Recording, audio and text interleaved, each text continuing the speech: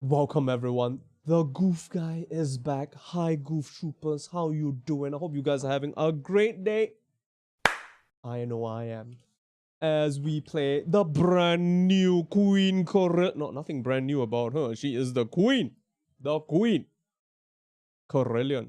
But she's one of 3 queens. There's still 2 more videos which will come by very soon. The Handmaiden and the Shade. But for now, it's all about the Waywatcher and all that wood around her. She's got more wood than the Dawi. Onward. Oops. I knocked the table, my bad. I have 2 builds here, actually, which is basically designed for poison, bleed, and headshots. The Hagwatcher build, which is what you're looking at here. Pay attention to the passives, which isn't much, mostly because you just get bonuses for range abilities. And of course, 2-shot volley is amazing, along with continuous healing.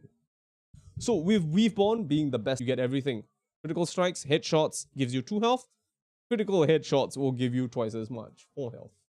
Along with Bloodshot, this talent is a bit overpowered, which is great because there's an ability you can abuse with this, with the Hagbane, and that is if you shoot after killing a target, you get this buff. And if you shoot at the enemy's feet into the hordes or near a patrol, and you shoot nearby them and abuse the splash damage with the Hagbane, you will fire 2 shots continuously until you hit a target, then the buff disappears. So that's pretty good. Or you can just use it to get a headshot, a double headshot, and have splash damage attached to it, which is all poison. And with that, you can actually do some serious amounts of damage in clearing hordes and also some elites and, of course, monsters. Monsters will actually, you will do a lot of damage against monsters. So use Bloodshot. As for the enhanced power, it's pretty much the best go-to because you get range bonuses as well as melee. Some people like Assassin because they want to do more melee damage. So, up to you. I prefer enhanced power. And of course, rejuvenating focus for the team health regen. And of course, Arsrai focus because, cooldown reduction stacks with your trinket. So you get 30% if you have it in your trinket as well. And Courteous reward is always amazing because killing an enemy and a special, you will just, killing an elite or a special, you will get ammunition back, which is fantastic. 30% ammunition is no joke. It's really good for Hagbane and the longbow as well. The other 2 isn't that great. This is a bit underpowered. It needs to be overpowered as well, actually. It's not really a fair choice. Getting back ammunition is the best. This is a cooldown reduction, but doesn't give you back anything other than just cooldown, but it does so little damage and requires you to get a headshot every time. If not, then it's wasted. So you're better off with Courteous reward. This is just useless. It's just an additional arrow, pointless. You just do a little bit more damage. So use Courteous reward.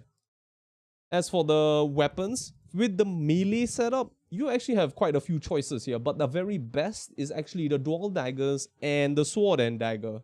Mostly because you can get serious bonuses, which is crit and bleed on all these attacks on the dual daggers. You get push attack and light attacks, all 4 of them will give you 10% crit and bleed. The heavy attacks won't give you any bonuses, but you still do some serious damage. As for the sword and dagger, you get plus 10% crit on every attack. Except for the light attack, you will get an additional bleed attack as well, which is absolutely fantastic. For those of you that prefer one-handed weaponry, guess what? The one-handed sword and the one-handed axe, if you have Uberstrike DLC, will give you infinite dodges, both of them. If your preferred weapon is also a two-hander, avoid the two-handed sword, mostly because it's underpowered. The spear and the glaive have their purpose, one being serious sweep attacks, and the other one very good in, well, I don't know. I really don't like the glaive. It's too slow. I prefer the spear, honestly. You get headshots more reliably with it. But if you like the glaive, go right ahead and use it. No problem there. So use them accordingly. As for the stats, if you're going to use the sword and dagger, crit chance, crit power, and swift slaying is the way to go. You can use resourceful combatant as well, but it's up to you. I would prefer swift slaying on this weapon because you already get crit chance a lot, and more crit. You must just keep going for the swift slaying to get kills faster. On the other hand, for the daggers, you can definitely go the same time, crit chance, crit power, but don't go swift slaying, go resourceful combatant. You're better off with that because you don't need attack speed on the daggers. Really, you don't. You might as well get that F running as fast as you can. If you're going to use dual swords, you can also use crit chance, crit power, and swift slaying. No need for attack speed. I wouldn't recommend stamina, but some people prefer it because they tend to get hit. I play with Twitch mode all the time. Right there, link. Check me out.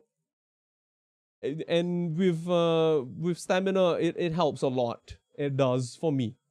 For all the two-handed weapons except for the spear, go for attack speed. Well, for the glaive, use this. It's actually pretty good. For the great sword, don't bother. It's worthless. For the spear, you want power versus chaos, crit chance, and swift slaying. Well, you don't need swift slaying, but you do get better attack speeds. You can get more headshots in. It's up to you. You can get resourceful combatant as well. And for the axe, well, it has a stagger bonus because it's considered a heavy weapon. It's a light weapon, but it behaves like a heavy weapon. It does have stagger, but not much cleave. So go for attack speed, crit chance, and swift slaying. For the one-handed sword, pictures are up there, videos will be up there. You want to use resourceful combatant as well, and power versus chaos and crit chance. You don't want attack speed because it's a one-handed weapon. It's pretty good for that. And for your necklace, 20 health block cost reduction, boon of Shalia for extra health regen. You don't need extra block cost reduction. Some people might take stamina instead. Excuse me, my nose is very itchy. Or the other one, 10% power versus chaos, attack speed, and decanter. I would recommend decanter over concoction or dupe, because decanter is very, very good for the Way Watcher. Mostly because of the fact that you are piling out so much damage, especially with blue potion or strength potion. You're going to pile out so much damage. Decanter is the best. And of course, don't forget cooldown reduction, crit chance, and shrapnel. You don't need curse resistance unless you got something to brag, in which case you freaking Elwa. Go ahead. And I think that's pretty much it for this build. For the other build, the longbow version, you would want to attach a longbow, use any melee weapon as you see fit, and change up to serrated shots, where you get bleed damage. I hope this helps you in Cataclysm. The next build video will be on the Shade, the queen of the daggers, and all the backstabs. In the meanwhile, you can catch me live on Twitch. I stream regularly on Mondays, Thursdays, and Sundays. I will always post on Twitter before I go live. And don't forget to like, subscribe, and look at that cheese, baby. Look at that cheese.